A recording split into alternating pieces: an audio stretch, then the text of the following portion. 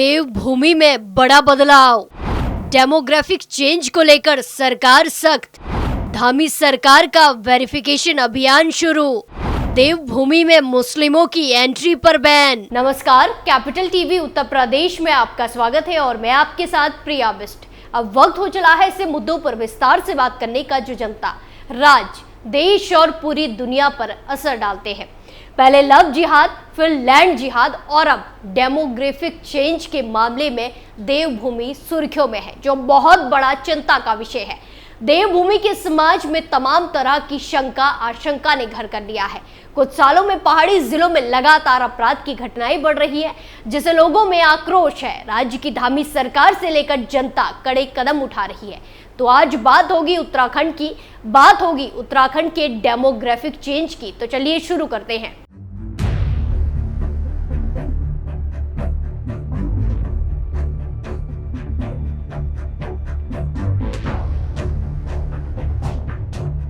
देवभूमि उत्तराखंड में demographic change आ रहा है। डेमोग्राफिक बदलाव की खबरों के बीच मुख्यमंत्री पुष्कर सिंह धामी की सरकार ने एक्शन शुरू कर दिया है।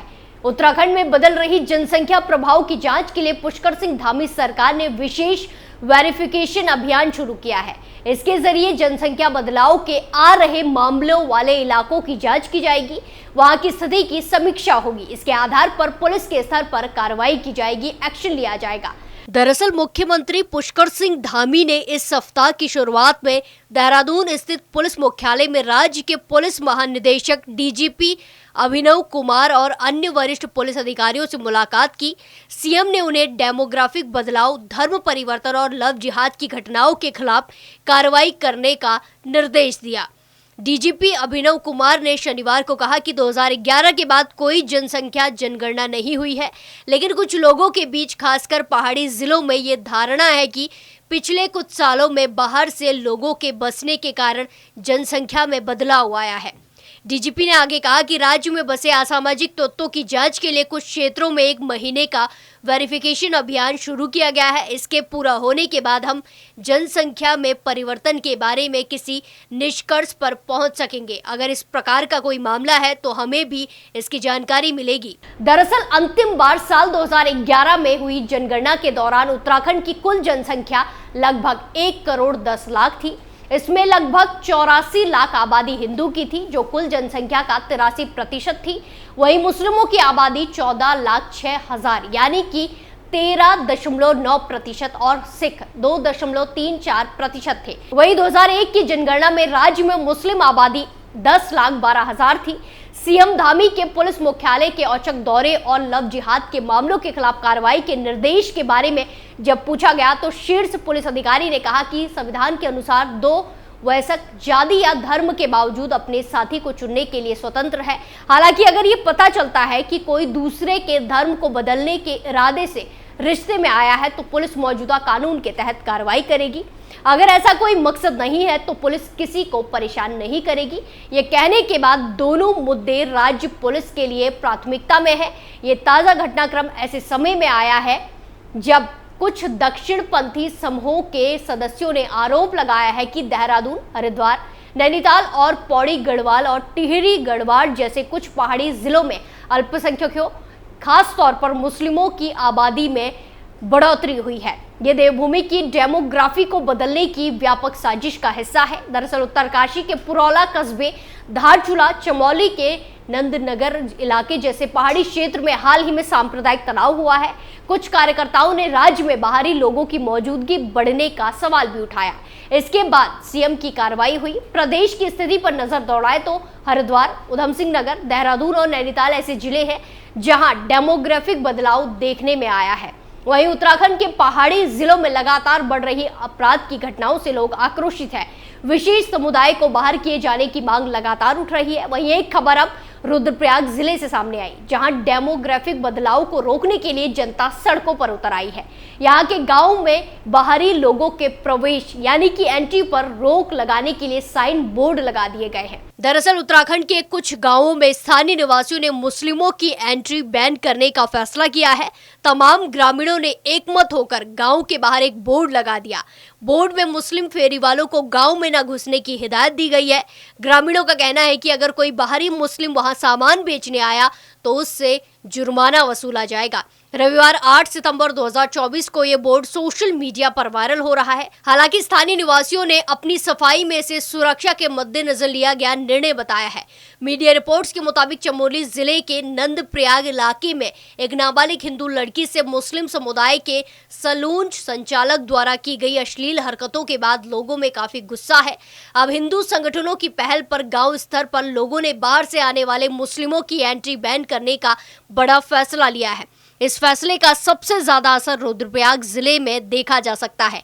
यहाँ के ग्राम सभा गौरीकुंड, त्रियुंगी नारायण, मेखड़ा, शेरसी और नयालसू आदि में ग्रामीणों ने गांव के बाहर बड़े बड़े बोर्ड लगाकर चेतावनी जारी कर दी है। इस बोर्ड में लाल रंग से मोटे शब्दों में हेडलाइन के तौर पर चेतावनी लिखा हुआ है। इसके बाद गौरीकुंड ग्राम सभा के बोर्ड में लिखा है कि गैर हिंदू, रोहिंग्या, मुस्लिमों और फेरी वालों का गांव में व्यापार करना, घूमना वर्जित है। अगर गांव में कहीं भी मिलता है तो दंडात्मक और कानूनी कार्रवाई की जाएगी। इस बोर्ड में आदेश समूची ग्राम सभा द्वारा दिया जाना बताया गया है। बाहरी व्यक्तियों को हिदायत देता लगभग यही बोर्ड नयालसी, मेखड़ा, त्रियुंगी नारायण और शेरसी आदि ग्राम सभाओं में भी लगाया गया है। बताया जा रहा है कि बोर्ड पर दी गई हिदायत का उल्लंघन करने वाले पर ग्रामीणों की तरफ से 5,000 रुपए के जुर्माने का भी ऐलान किया गया है। ग्रामीणों की इस पहल का कोई इस्लामी और वामपंथी हैंडलों द्वारा विरोध भी जताया जा रहा है। आए दिन हिंदू विरोधी पोस्ट करने वाले एक यूजर ने प्रधानमंत्री नरेंद्र मोदी से मांग की है कि वो बोर्ड लगाने वालों पर कार्रवाई करे। वहीं इस मामले को लेकर रुद्रप्रयाग के पुलिस उपाध्यक्ष ने कहा कि सामाजिक समरसता में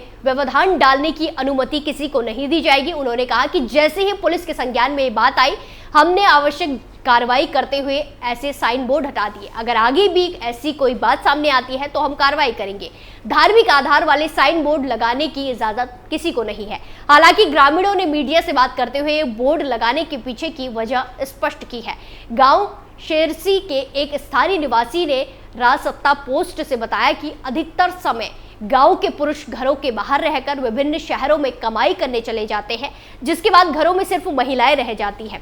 स्थानीय निवासी ने आगे कहा कि जिनका सत्यापन नहीं है वो गांव में जाते हैं, उनके पास कोई परिचय पत्र नहीं है, घरों में महिलाएं हैं। गांव में हमारे मंदिर हैं जिसमें कभी ताले नहीं लगते। पूर्व में भी हमारे मंदिरों में चोरी हुई है। आपको बता दें कि गोंडाल में और स्थानीय गढ़वाल ज्वेलर्स की दुकान में ताला तोड़कर हुई चोरी का उदाहरण भी ग्रामीण द्वारा दिया गया। स्थानीय निवासी ने आगे बताया कि ऐसी घटनाओं के चलते लोग सचेत हुए हैं। बोर्ड को ग्रामीणों ने जागरूकता के लिए लगा बताया है। बताया गया कि लोगों को समझाया गया है कि बिना पहचान पत्र दिखाने वाले किसी भी संदिग्ध व्यक्ति को पकड़कर पुलिस के हवाले करें। ग्रामीणों ने इसे सुरक्षा के मद्देनजर लिया गया सामूहिक निर्णय बताया है। वहीं पिछले दिनों चमोली जिले के नंदानगर में एक नाबालिग लड़की को नाई का काम करने वाले दूसरे समुदाय के युवक ने अश्लील इशारे किए थे, जिसके बाद क्षेत्र में तनाव पैदा हो गया था। आक्रोशित लोगों ने उक्त समुदाय के लोगों की दुकान को निशाना बनाने की कोशिश की थी। घटना के बाद समुदाय के सदस्यों ने नंदानगर समेत अन्य इलाकों में अपने साथ भेदभाव का आरोप लगाते हुए पुलिस महानिदेशक अभिनव कुमार से भेंट की थी। इसके बाद रुद्रप्रयाग पुलिस प्रशासन इस मसले में सक्रिय हुआ था और कार्रवाई शुरू की गई थी। तो देखा आपने, प्रदेश में जनसंख्या में बदलाव को देखते हुए सरकार के साथ साथ जनता भी चिंतित नजर आ रही है। ऐसे में उत्तराखंड में बदल रही जनसंख्या प्रभाव की जांच के लिए पुष्कर सिंह धामी सरकार ने विशेष वेरिफिकेशन अभियान शुरू किया है। इसके जरिए जनसंख्या बदलाव में आ रहे मामलों वाले इलाके की जांच की जाएगी।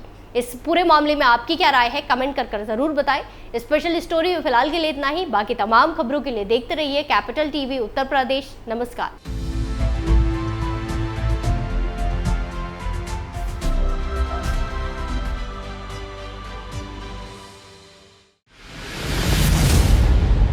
मैं राजनीति करता नहीं, पर राजनीति को बहुत गहरे तक समझता हूं। मैं लोगों के बीच रहता हूं, लोगों के मन को अच्छे से जानता हूं।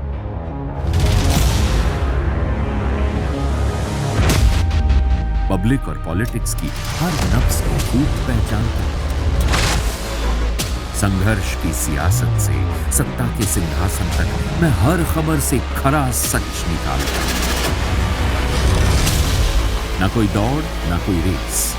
Capital TV, Uttar Pradesh.